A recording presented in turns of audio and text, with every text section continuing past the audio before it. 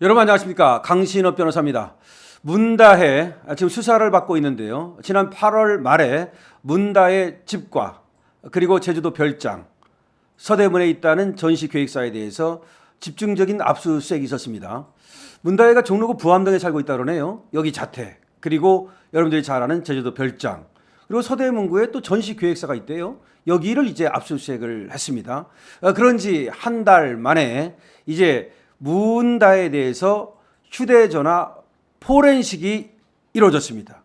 그때 압수수색할 때 이 휴대폰도 역시 압수를 했다는 겁니다. 그런데 이번에 서울 서초동 이 대검의 디지털 포렌식 센터라고 있거든요. 여기에서 휴대전화를 이제 포렌식 하는데 문다혜 당신도 와서 입회하라 라고 했고 문다혜가 출석을 했답니다. 그래서 문다혜가 보는 가운데 이 디지털 증거를 추출했다. 그러니까 휴대폰에서 포렌식을 해서 거기서 증거가 될 만한 걸 추출했다. 이런 말입니다. 이 얘기는 지금 문다혜에 대한 수사가 급물살을 타고 있다는 것을 말하는 거죠.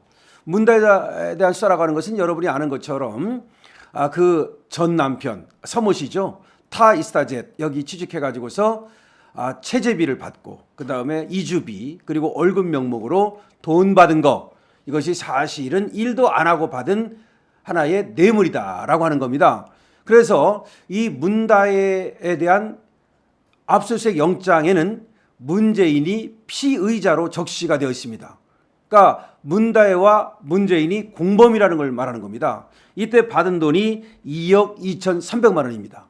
타 이스타젯으로부터 문재인의 전 사위 서창호가 받은 돈이 2억 2,400만 원인데 2억 2,300만 원인데 문재인이가 그 돈을 받은 이 뇌물 수증자 뇌물을 받은 사람으로 지금 적시가 되어 있다는 겁니다. 자, 이 얘기는 무슨 얘기입니까?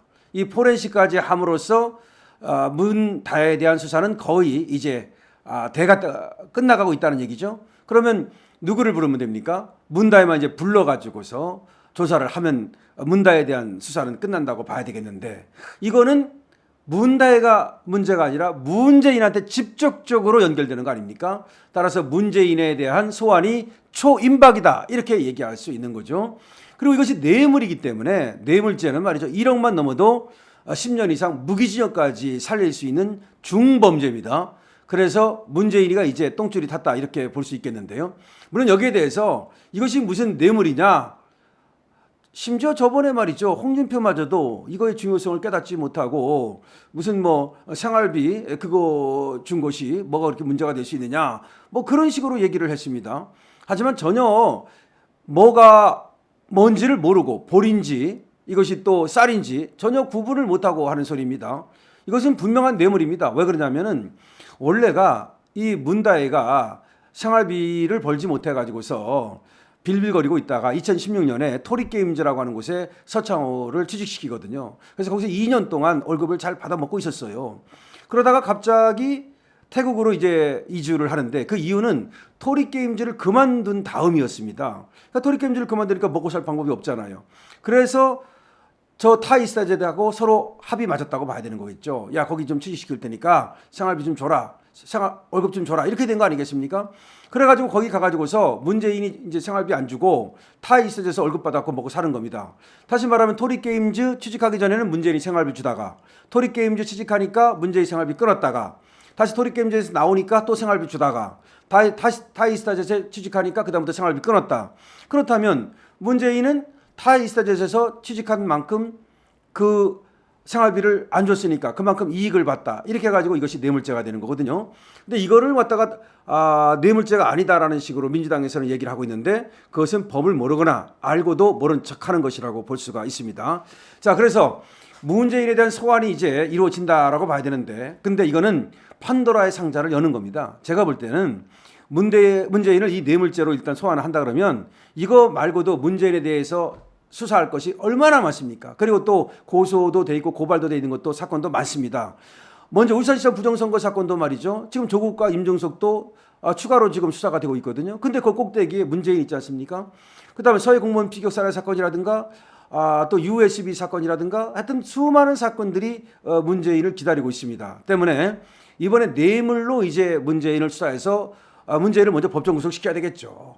지금 국회의원도 아니고 불체포 특권도 없어요. 전직 대통령인데 아니 현직 대통령인 박근혜 대통령도 구속이 됐는데 뭐 전직 대통령이 됐습니까? 따라서 뇌물 받은 것으로 액수도 많잖아요. 2억 2,300만 원이면 뇌물 액수는 굉장히 많은 겁니다. 이걸로 법정 구속을 시켜놓고 나서 그 다음에 탈탈 털면 아니 문재인 휴대폰도 포렌식해야죠.